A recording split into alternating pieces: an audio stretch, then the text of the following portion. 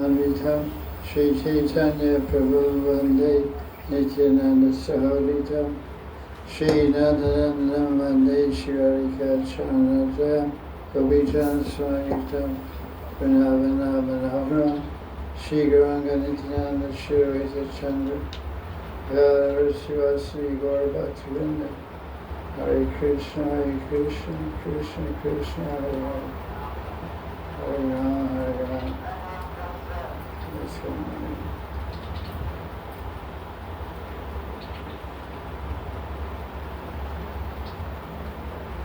So, this is Arik Ma's first class of 2026. We're discussing Krishna Karnamrita. But before we begin, we thought we would highlight some verses from Chaitanya Charitamrita that show how important and dear this book, Krishna Karnamrita, was and is to Chaitanya Mahaprabhu. Mahaprabhu founded in South India when he was touring there during 6 years of his South Indian tour. He brought it back to Jagannath Puri with him, and for the 18 years he stayed in Jagannath Puri, he regularly listened to these verses and recited these verses from Krishna Karnamrita, which was written by Vallabham Thakur about 1200 years ago. It's called Krishna Karnamrita because it fills the ears of Krishna with nectar, and generally they say that Vallabham Thakur spoke it in the mood of a gopi, the mood of a Sakhi, a Madhurya Rati, which is amorous love for Radha and Krishna. And there's different ways to look at Krishna Karnamrita. One way our acharyas, they tell us in the commentary, we can look at these verses as being spoken by Radharani herself. This is how Radharani sees Krishna, his beauty, his sweetness, his intimacy, his exchanges, his dealings. And so there's roughly 112 verses of Krishna Karnamrita, and they're all can be seen as Radharani glorifying Krishna, his name, his form, his qualities, etc., and his pastimes also. And the other idea is that Vallabham Thakur is a Sakhi and Sakhi Bhav, and she is glorifying Krishna for the happiness of Radharani. Because one of the sevas that the Sakhis and Manjaris, the Sakhis like Lalita Vishaka and Manjaris like Rupa Rati Manjari, one of the sevas that they do for Radharani is to remind her of Krishna and to glorify Krishna to Radharani, and then to Radharani, to Krishna they glorify Radharani. Especially when they're separated, when Radharani is in unfavorable, jealous, angry mood towards Krishna, then the Manjaris go to Radharani and glorify Krishna. Oh, he's so sweet, he's so nice, he's so beautiful, he loves you so much. And then the Sakhis go to Krishna and say, Radharani is not really angry with you, she really loves you, but Lalita is making her angry. It's not her real desire. But by her, what do you say? There's a verse, externally Radharani shows opposition. Bhair Bhamya Antar Dakshin. Bhair Bhamya means externally she's left wing, she's opposing, contrary to Krishna. But internally she's Dakshin, which means submissive. So the Manjaris will tell this to Krishna to assure him that Radharani will soon give up her mind. So these verses, because many people don't so much have attraction to Krishna Karnamrita and Gaudiya Sampradaya, they prefer books of Rupa Goswami, Raghunath Das Goswami, like Stavavali and Savamala. But this book, the great Rasik Acharya of Radhakund, who gave lectures for 45 years, Sri Ananta Das Babaji Maharaj, he gave classes every Kartik for many years, which were collected into a book and translated from Bengali into Hindi and English and Russian also. So he felt that it was anukulia and conducive for developing Gopi Bhav and developing the mood of a manjari and serving Radharani. So one way to look at these verses are spoken by a devotee, Leela, who's Bill Mangala Thakur, is also called Leela Shuk. Leela Shuk means parrot or happiness.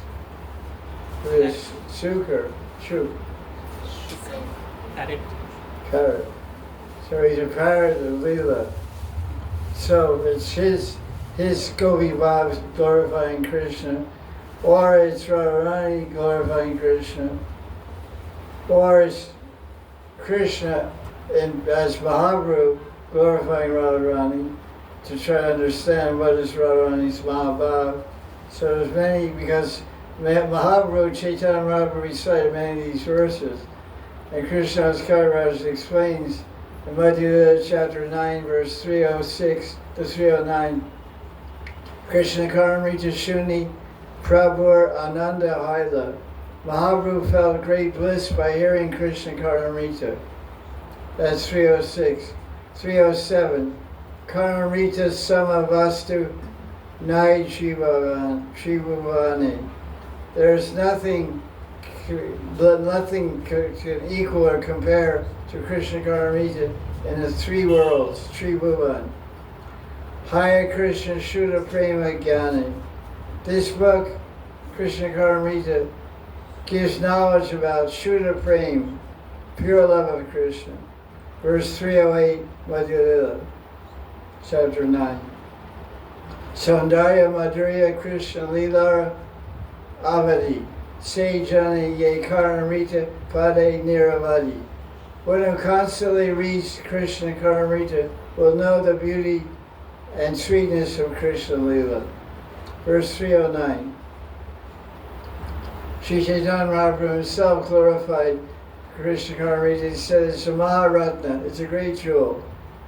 And Ati Leela of Chaitanya Charitamrita, last chapter, 20, verse 68. Say Bhave Shloka Karya Patane, say Bhavaveshe Karya Ashwadani. When Mahaprabhu read the Bhava-filled verses of Krishna Karnamrita, he tasted the meaning, became absorbed in Bhava. So that's the idea. So by hearing this book and reading about this book, we should become absorbed in Bhava. Someday, hopefully, sooner than later. So this is it. Let's start. We gave class in 2024 or 25 on this same book. And now we're finishing the book run. We're at come to verse 72. And Krishna Karnamrita.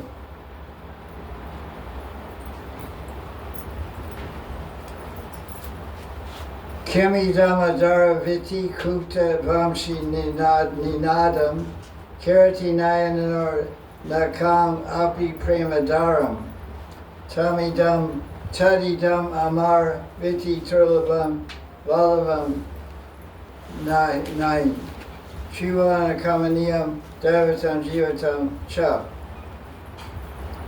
Translation. So this verse, of course, is about Krishna's flute and about he's the Vallabham, the Jivatam and the Jivatam. So you can say, Vallabham Thakur and Sakhi Bhav says, or Radharani saying, also manjaris will like to know these verses because when Radharani is, as we said, separated from Krishna for various reasons, the manjaris will speak verses like this to remind her of Krishna and to increase her desire to meet Krishna and give up any opposition towards him. So these verses are very nice. So Radharani can speak this verse, Rupa Manjari can speak this verse, you Manjari can speak this verse, Bilvanga Thakur Saki, Bilva Saki, whoever he is, can speak his verse. Mahaprabhu can speak his verse. How wonderful! The sound of Krishna's flute. Krishna holds it to his lips and pours forth an indescribable flood of divine love before our eyes. This is very rare. Durlabham, Durlabham Vallabham, even among the planets of the Devatas. Amaraviti Durlabham Vallabham. And Krishna is our darling. That means Vallabha, our lover, darling. Kind of funny English. He's our Ishtadevata. He's our very life.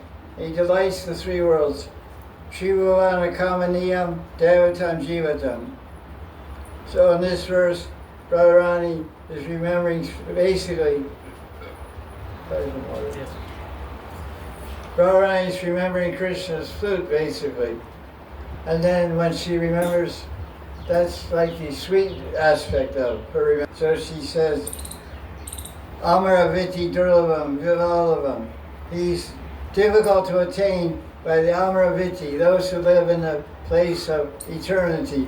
Amara means Devatas, because they drink somaras, which gives them a fantastically long life. They eventually die, but they think they're living a long time. So they're called Amara. So it's very rare for them to hear the flute of Krishna. Krishna's flute isn't even heard in Mathura. What to speak of, even during Krishna Lila, when he was here, he didn't play the flute in Mathura. He didn't play it in Dwarka. He didn't play it in Kurukshetra either. Gopis criticized him when they met Krishna in Kurukshetra during the solar eclipse, when all the Vrishvasis went there and all the Dwarkavasis went there to celebrate the Surya Grahan. Radharani said, I'm the same Radharani. You're the same Krishna. You're not the same Krishna. Where's your puggery? Where's your turban? Where's your peacock feather? Where's your flute? Where's your bare feet? He was wearing golden slippers and golden jacket and surrounded by elephants and horses. No bare feet, no peacock feather, no puggery, had a big gold crown. So this Krishna in Kurukshetra is not the same Krishna. It's Ms. Radharani that grows Jai Radha Madhav Kunja Vihari. It's not Kunja Vihari. It's, what do you say? What's he called in Kurukshetra? Dwarkadhish. Pandava Dev, whatever. The Lord of the Pandavas. Parthasarathi. Parthasarathi means chariot. He's a chariot driver, the son of Prita. Parthasarathi. So it's difficult but he's our lover, he's our Vallabha, and he's pleasing the three worlds. He's our Ishtadevata, he's our very life. This is the real thing. He's our Vallabha, he's our very life. He's our lover, he's our life. Life without love is what? Not worth living. Not worth living. Life without love is not worth living. So Jivatam means Vallabham. Vallabham means lover, Jivatam means life. Vallabham, Jivatam, Ishtadevatam. So Radharani sees, okay, you're my Ishtadevata, you're my Ishvara, you're my controller, but you're my Vallabha and you're my very life. That was very nice verse. Let's see what commentary Ananta Babaji has collected here in this book, in this verse 72. Basically, he has his own ideas, his own realizations, which he adds here, quoting different poets and different acharyas. Primarily, he focuses his commentary on the commentary by Krishnadas Kaviraj. What's that called? Saranga Rangada. It's by commentary on Krishna Karnamrita by Krishnadas Kaviraj, and then there's a commentary by Gopal Bhatta Goswami from Radha Raman, and a commentary by some Gaudiya Vaishnava named Chaitanya Das Goswami. I guess he's a married person. And of course the ideas of Ananta, so I'll share the parts of those commentaries. So he says, Leela Shuk, the author of Vallabham Thakur, is making special mention that Krishna is his Jivatam, he's his very life. That's true with everyone. But it means something when you have love. It means one thing when you're a conditioned soul to say, God is my life, because it's a fact, without God we're dead. If Paramatma leaves us, we're finished. So, but the idea on the level of praying is a different idea. That's love. My Jivatam is my love, and my love is focused on Krishna. So that's what he's saying. Krishna's Kaviraj is saying that for Vallabham, Krishna is the life of his life. His life is only meaningful because of the presence and remembrance of Krishna and the constant association. Krishna was playing with Vallabham Thakur. There's a famous pastime which is described in one verse in this book where Krishna, because Vallabham Thakur was blind, he couldn't see. And Krishna would come, when he would come up to him and talk to him when he was writing, and touch his hand. And sometimes grab his hand, pull him, and then throw his hand away and run away. So at that time, because Vallabham was blind, he couldn't chase Krishna. He couldn't catch him, couldn't see him. But he wrote a verse about that. He said, okay, you can get away from my hand, but you can never get away from my heart. Because he held him in his heart. He held him in his heart 24 hours a day. In his heart, and very tightly in his heart, so he couldn't. He said, okay, you can get away from my hand. I can't see you, but you can never get away from my heart, because I bound you with the ropes of love. So this is the idea. We may not be seeing Krishna, but we should feel his presence in our heart. That's the whole idea of chanting Hare Krishna. To invite Krishna into our heart and stay there. Because even when you're not chanting japa, if you establish Krishna in your heart by serious chanting of japa, you'll experience his presence in his heart form, even when you're not connected to his sound form. It's called Nam Brahma. Nam Brahma is his sound form. But when you chant nicely and fix Krishna in your heart, you always feel his presence in his heart form when you're not vibrating his Nam Roop, his Nam form. So he goes on quoting Krishna's Kaviraj. For Krishna in the Rasa dance, he disappeared from the gopis and he reappeared. He started playing his flute, and the waves of desire for love arose in the hearts of the gopis. So that's why Vallabham Thakur in verse 72, the gopis means Radharani, gopis means Leela Shuk, are glorifying Krishna's flute. They're saying, Vamshi Nad, and he said, it's Prema Dara. Your flute playing is creating a river of flame. River, Dara means river. Stream, river, Prema Dara. A river of love in our hearts. We're becoming excited with amorous desires by hearing your flute. So they're forgetting all their anger because Krishna left them. They're a little angry about that. A little surprised, stunned, astonished, and also angry. Different gopis had different responses.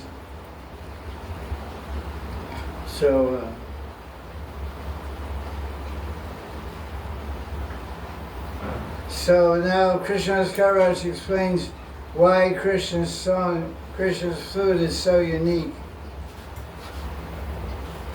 Because, I already said that, so Krishna only even the Devatas don't hear it. Lakshmi Devi hears it, what does she do? She leaves the group now and when temple comes to out. She gets separated from her husband. She says, bye, see ya. said, where are you going? I'm going to Vrindavan. Okay, have a good time. So she came here, tried to get in the rasa dance, couldn't even get across the river. Yeah. But she hears the flute from a distance.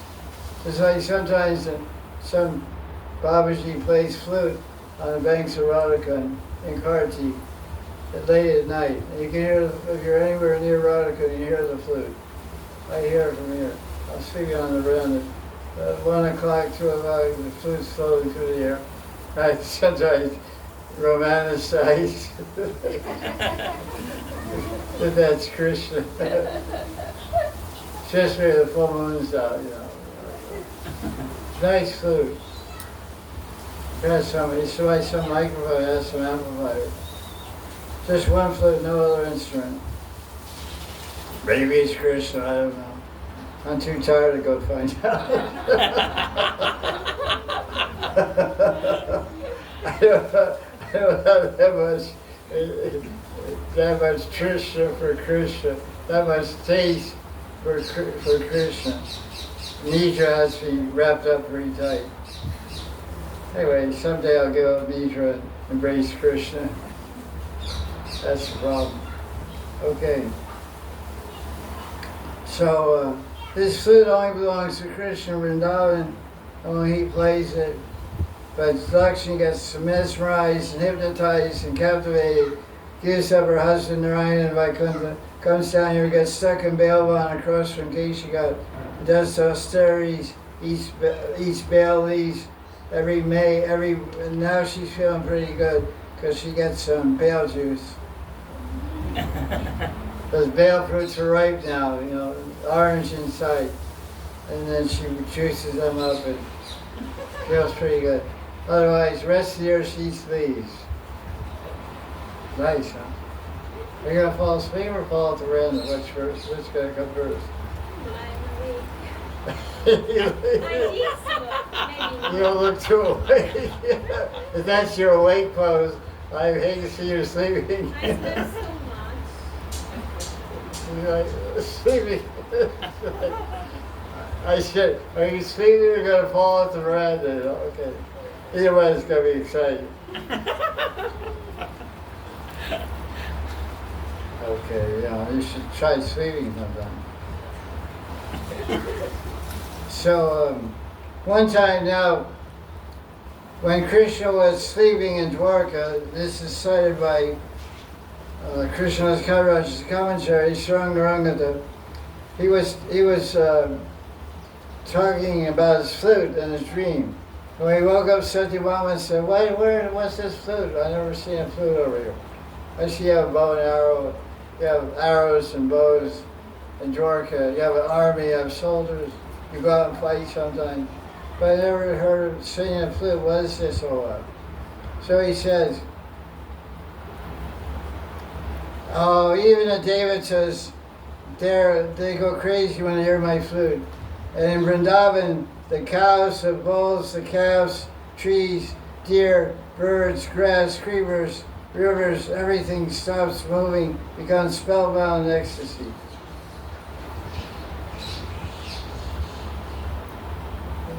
Thank you.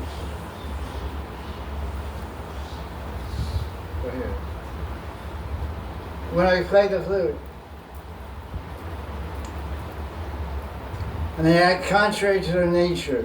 The birds stop singing, the river goes backwards, the clouds don't move, etc. So it says, anyway, so now Gopal Bhatta Goswami's commentary.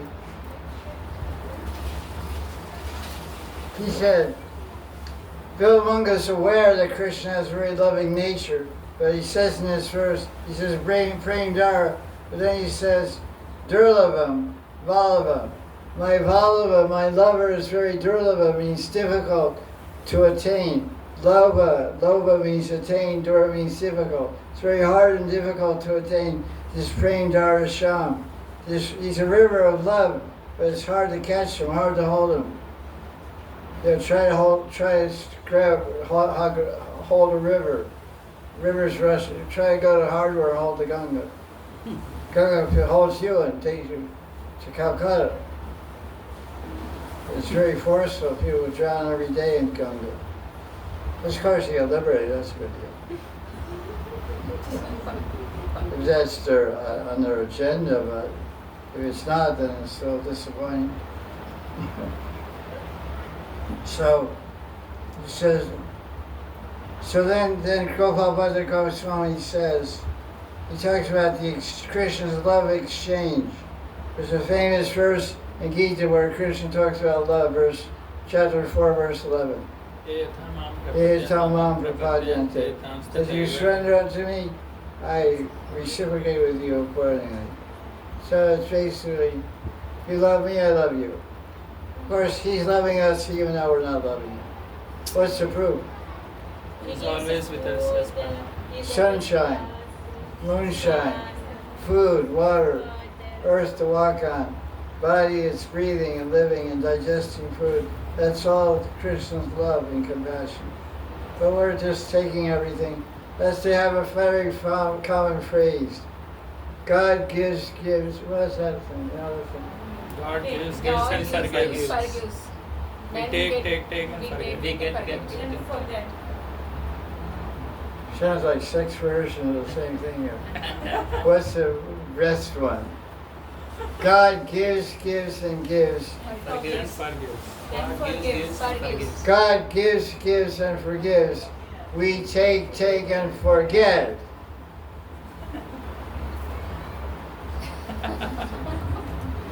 So what kind of love is that? That's forgetful love. I get nervous with this quote. And I take so much service from my disciples.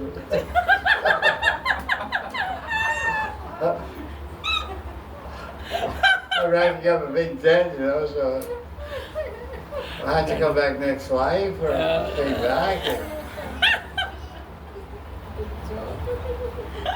I'm a little scared about this, taking service for it's like a sword, and it's hidden sword. It looks cute, jewels on the outside. The sword case looks very attractive, but you take out the case and so receiving service seems very attractive, very nice. Cut your neck. Because you become bound. Okay.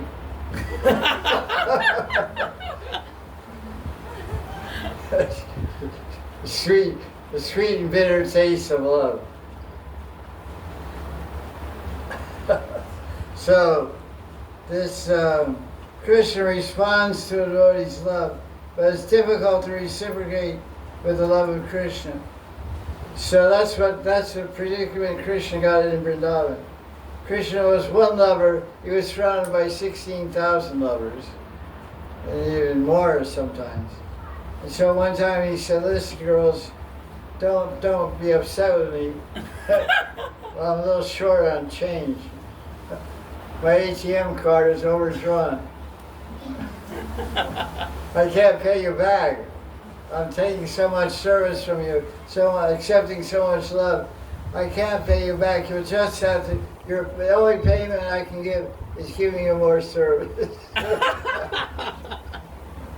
That's what he said. He said, I can't pay you back. You just have to be happy doing more service. Like what happens? If a guru has a really good disciple, they're really enthusiastic to do service, like new disciple. Not all, new.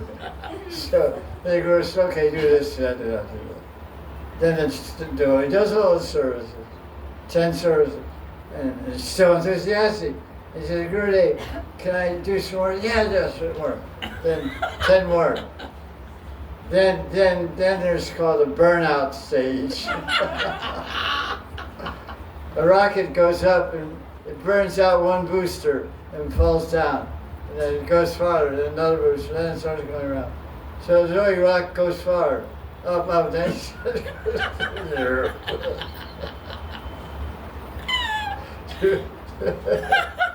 So the guru is always on the watch for a burnout stage. I always meet with the disciples. Are you okay? You're doing too much. You're doing too much service. You want to do a little less seva. You know. No, it's okay. No, it's okay. No, it's okay. But they always say, "Oh God, Christ." This is really too much. Well, I'm embarrassed. My Gurudev depends on me, but I'm really crying out. And I can't do all this. I can't carry on. And you talk to your girlfriends, talk to your boyfriends. I know what to do. You know, Gurudev depends on me. I can't do this anymore. Gurudev, oblivious to the whole thing. Then one day, Joyce, I'm just going to disappear. Truly disappeared. Anyway, so love is like that. So Krishna couldn't pay back the Gopi's love. He said, just be happy. But they also got fried, so no. Now, in line 4, we have this idea, who is like, this is Gopal Goswami's commentary. He asks the question, who is this Krishna? So Balaram Thakur says, you know who he is? He's Jivatam. Jivatam, what does the term Ishtadevata mean?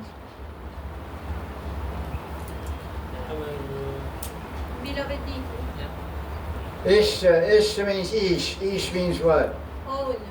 Ish means Controller, Ish. Ishvara, Parama Krishna. Ish. Isha is a name for Shiva. Ish is a name for Advaita also. Ish, it's called Ish, not Isha. Ish. So, Ishta Devata means the Lord and my master and controlling Lord. Ishta Devata. Who's your Ishta Devata? Who's Radharani's Ishta Devata? Krishna. Suryadev. Yeah. Krishna's not Ishta Devata, Krishna's our lovers, right? But you know, like if I ask Nikunja, who's your Ishta Devata? He's not going to say Govinda. He's going to say he's my husband, he's my Dharmapati or whatever. Krishna Devata is Gornitai or Giraj or Shalagam. Right? Right. Just to make sure. Oh, she said, forget those guys. Right. Like this prejudiced audience. Krishna came and sit on the veranda, surrounded by ferocious gopis. Krishna, Krishna, Radharani, Ishta Devi. Okay, well, so anyway, Gopal Thakur is saying Krishna is my Jivatam, because Radharani is saying he's my Devatam, but moreover he's my Jivatam, he's my Vallabham. Govijana Vallabha, Giri Varadari. That's the Kamgaichi. The Kamgaichi says, I worship Kamadev, who is a lover of the gopis, especially Radharani. Okay, so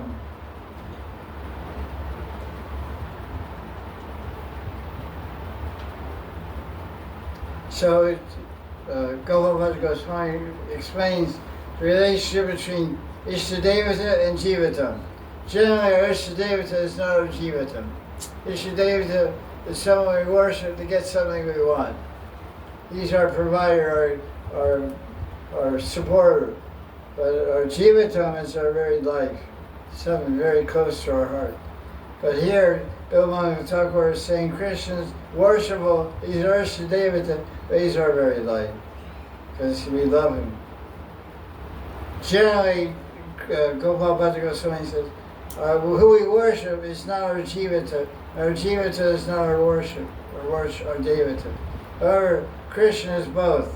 He's a Devata, Ishtadevata, and Jivata. So now he gives an interesting definition. What does it mean to be Arma or Viti? Viti means what? Road or path? What does it mean, Viti? Nature. nature of the devatas. Okay, Amaraviti Vallabham. The nature of the devatas is immortality. But when do we become immortal? They drink sumaras, which is some kind of nectar which makes them live healthy and long life. So they have under the illusion that they're immortal. Of course they're not. They're called Amar. What do they call it? Amar. No, I know Samaras. But Amar Loka. What is Indraloka? Amar Loka. Anyway, whatever. So they call them Amar, immortal. They drink the nectar. But they'll only become really, truly immortal if they love Krishna. So then he's saying, the real immortal are devotees who are drinking Harikatamritam. Devotees are drinking the nectar, not the Amrita means that substance which is Amar. Amrita means, Amar means, Mar means death, and Amar means no death. So we become deathless by always hearing Harikata. Tavakatamritam tapta Jivatam. It's life, it's eternity, it's immortality. So he's making that point. Okay. That's it for verse 72. What time is it? 4:44. Okay, let's do verse 73. But I think the translation is better than this one. Oh, actually I forgot. Because this verse glorifies Krishna's flute, this verse 72. Krishna's flute showers amazing love with its enchanting song. Vamshi Nad means the song of the flute. And talks about Krishna's eyes, beautiful eyes. But actually I collected a few verses from Chaitanya Charitamrita, which I want to read. Because throughout the book, Lord Chaitanya is describing, in the Bhava Radharani, Lord Chaitanya describes Krishna's flute.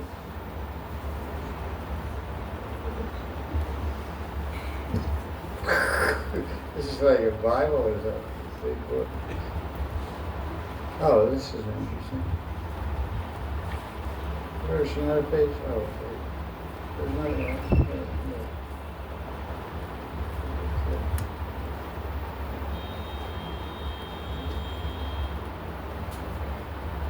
Okay, this is Chaitanya Charitamrita, chapter 21, Madhya Mahaprabhu is speaking to Sanatana Goswami.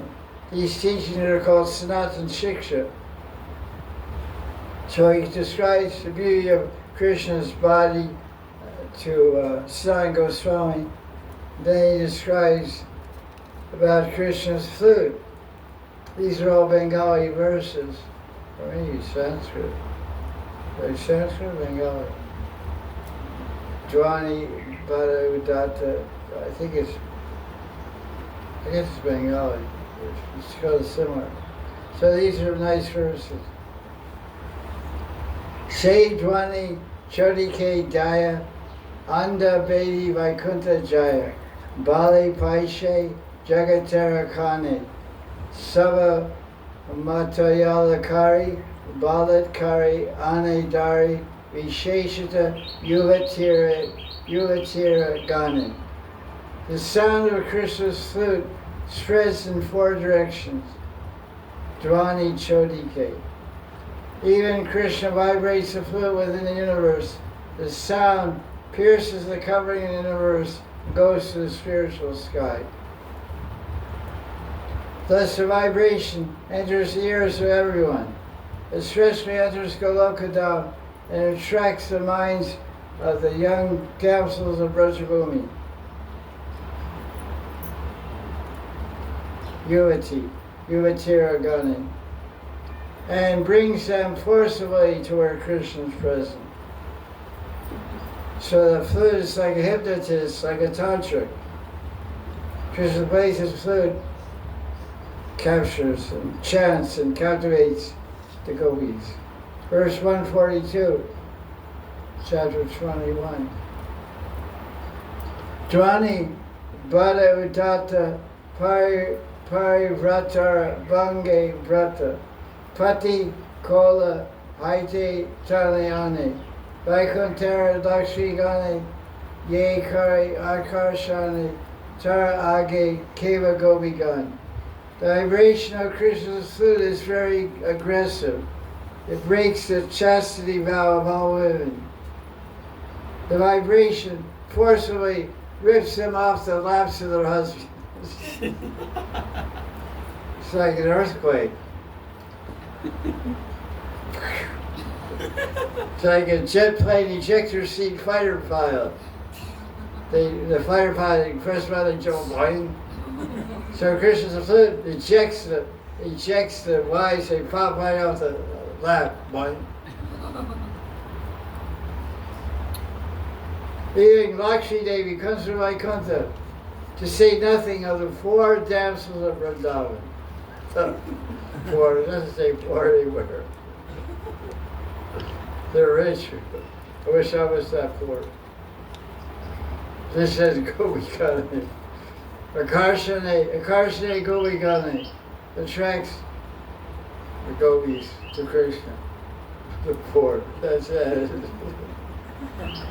The gopis are the richest in the universe. What's the proof? Lakshmi Devi comes and begs. You got it, man. I asked a question. The translation says the gopis are poor, the poor damsels of Vrindavan. I said the gopis aren't poor, they're the richest people and the richest person in the universe. I asked, why are the gopis richest? Because Lakshmi, who is the goddess of all money and fortune, is praying to become a gopi. Doing austerity, doing tapasya in Vallabham in Vrindavan. Vallabham, one of the forests of Vrindavan. She's sitting in Padmanabhasan. Murti there, Lakshmi is in Padmanabhasan doing tapasya to get the mercy and blessings of her Swasti gopis, that she can get the wealth the gopis have. What is that wealth? Gopi Bhav. Lakshmi has Krishna brain. Krishna brain, Narayan brain, Vishnu brain is the same. But she doesn't have the bhav of a gopi, she has the bhav of a queen. Ishwari bhav. That's her biggest downfall, ego. She, I'm a Ishi, I'm a queen, I'm Lakshmi. She couldn't give up that ego. So she's kept out. Ego is a problem. Oh, you think so? Yes.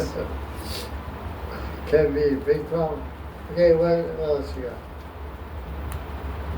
Oh, this is a little interesting verse here. First, he's trying to quote this verse also. Don't mind. Now, don't anybody throw rocks at me for quoting this. It's from Chaitanya Charitamrita. Ananta chapter 1, verse 163, spoken by Chandravali. Ooh. I'm sorry. Lord Chaitanya spoke it. It should be done, and Rupa Goswami wrote it down. Where? Vidagdhamada. Saki Murali Vilas. Seki Murali, this verse 163, onto the chapter 1. Chaitanya Maharaj was speaking this verse, in ecstasy of Gopi of Radharani's Bhav, but it's quoting a verse about Krishna's flute. What is reading was, oh Seki flute, named flute. Murali Vishala Chidra Jalena Purna. You're full of many holes or faults, Chidra. You're light, you're a flute, so you're light, hard, juiceless, and full of knots. What kind of piety have you done to get kissed by Krishna, Krishna's lips, and embraced by his lotus hands? So this is one of the symptoms of Mahabhav. One of the symptoms of Mahabhav is you imagine non-living things have the qualities of living things. So a piece of dried wood with holes in it, Chandrali or Radharani, any Sakhi thinks it's a competing Sakhi. Because the name of the flute is what? Murali or Vamshi. These are feminine words. So Vamshi can be a name of a girl, Vamshi Gupta. Or whatever. Vamshi Agrawal. Murali Agrawal. They can be nice name. But Venu, what about Venu? That's the boy. So Krishna is kissing girls and boys. No discrimination. So they always joke about that also.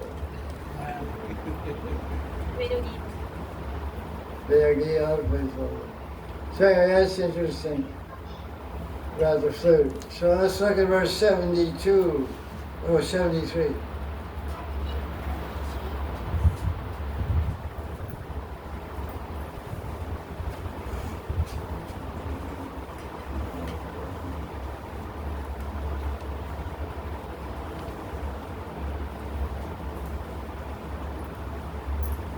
KRISHNA KARNAMRITA. Taridam upanatam tamala nilam tara vilochana tarakavirama mudita vaksha chandra bimbam mukarita vena vilasi jivatam me. Radharani said, Vilvasaki said,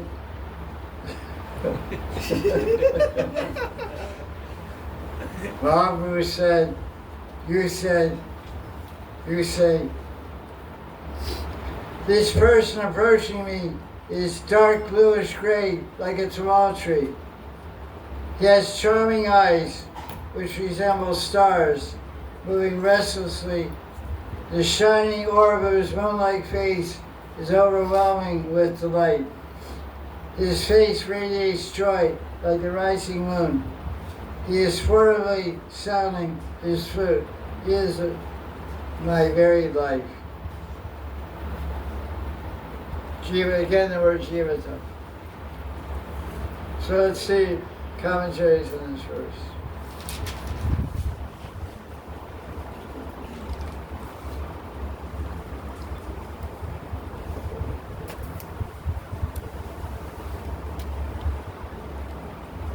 Okay.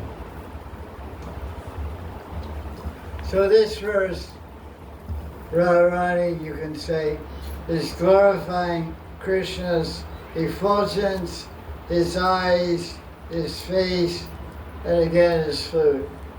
Flute is a big troublemaker. So flute is always being mentioned. What are the two most dear things to Krishna? Flute and bigger feather. Radharani first. Radharani and what? And his flute. And his flute. He sleeps with his flute. He eats with his flute. That doesn't eat with it. It's always in his belt. That's how the gopis can steal his flute. He's lying in bed, he falls asleep with Radharani. The gopis come in and steal his flute. He pretends to sleep. And the gopis say, oh, is he sleeping? Yeah, he's sleeping. And he's listening to them talk. And when they lean over to grab his flute, he raises his hand up and grabs it. I got you! It's a very funny scene. They play this scene in a Raslila performance at Jai Shingara. I seen it. It's so funny. Krishna's sleeping. He looks at the audience with one eye, you know. And all the gopis singing, he's sleeping. It's very funny. The music goes to a certain way, you know. Suspenseful music. Da-da-da-da-da-da. It takes like 10 minutes to do 1 minute shot. Because India's like, you know the conclusion. It takes 1 minute to get to the conclusion. But the Indian drama takes 1 hour, you know. They walk close, they go back, go close, go back. Okay, come on already. So much singing and bhajan. They do it, they try to say, you know, he's got the president, they laugh and all that stuff. And they get up and dance and all that. Indian drama. A lot of music, a lot of dance, and really slow moving.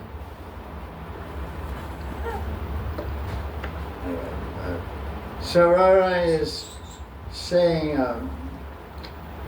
that Tamala Neelam, he's blue like a tamal. Actually, tamal tree, when's icy, I have one in my yard. Looks more gray than blue.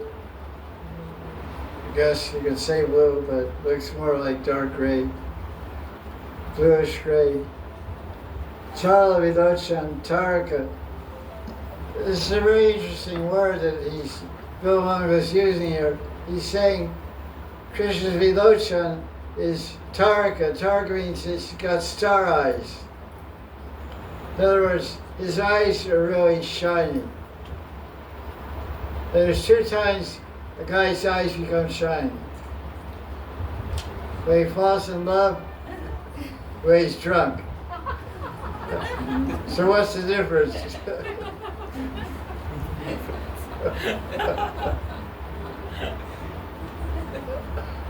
Either way is trouble. You're drunk, you crash your car. You fall in love, you crash your life.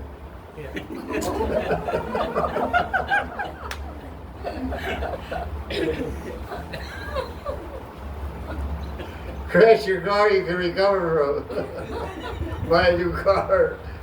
You crash your life, you can't buy a new life, you know. Okay, no joking. Sorry. Actually, I took a sankalpa for Harikvas, not to joke. I already broke it. I did the last one day.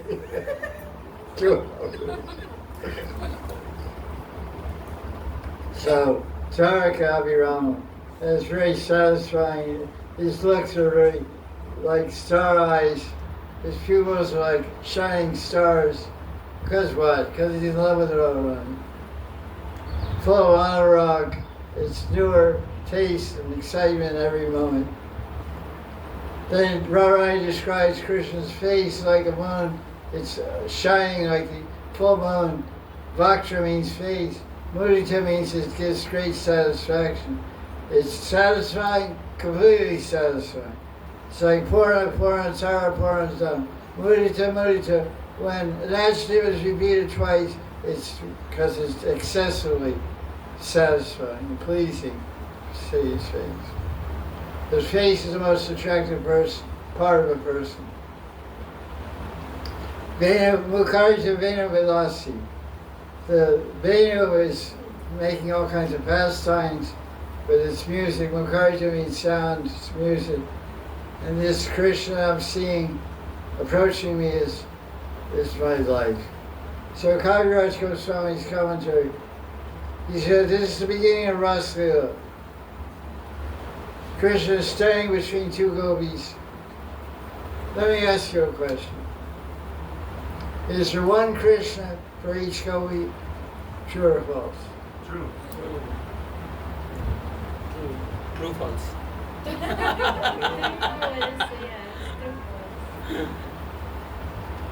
Generally, acharyas say, and also most Vedas show, there's one Krishna, Bhagavatam also said, there's one Krishna between 2 gopis. There's 2 gopis and 1 Krishna. But all you hear in this commentary is some interesting idea. That there's actually only Rasa dance, there's only 1 Krishna. But he's dancing so fast. When I was in college, there's something in chemistry, it was high school actually, high school chemistry class called the Heisenberg uncertainty principle. some physicist, Heisenberg, German guy, I guess. Heisenberg uncertainty principle. You know that? You know, Baba, you study that? I've heard of it, I haven't studied it. So the idea is when you get to the subatomic level, at the level of atoms and neutrons and protons and all kinds of crazy stuff, at the subatomic level, there's, the atoms are moving so fast that when you see with an electron microscope, which can see atoms and electrons, that's very powerful. By the time you see it, it's moving so fast, it's in another position. So the big debate in physics, are you seeing a solid particle or are you seeing a moving wave? So is it a solid particle or is it in a fixed location? Dot. A dot on a page, or is it a wavy line? Is it a solid particle or a wave? So they say it's a wavicle. It's not a part, it's not a wave, it's a wavicle. Because you see it's at this point. But it's moving so fast, by the time you see it, it's already there. So when it's left one point to the other point, it's left a wave. So that's Krishna. The rest of that. Is he one Krishna or a wave of Krishna? That's what they try to say. He's moving so fast, that every go he thinks there's one Krishna dancing with me alone. They don't see other Krishna. Krishna is with Radharani. He's always, so trying to say there's one form of Krishna, always stays in the center with Radharani. The other one goes everywhere. Most acharyas say there's one Krishna, it's with Radharani and going back and forth so fast no one missed it. Amazing. And nobody gets dizzy. Everyone's spinning in circles. Turn around in circles fast, see what happens.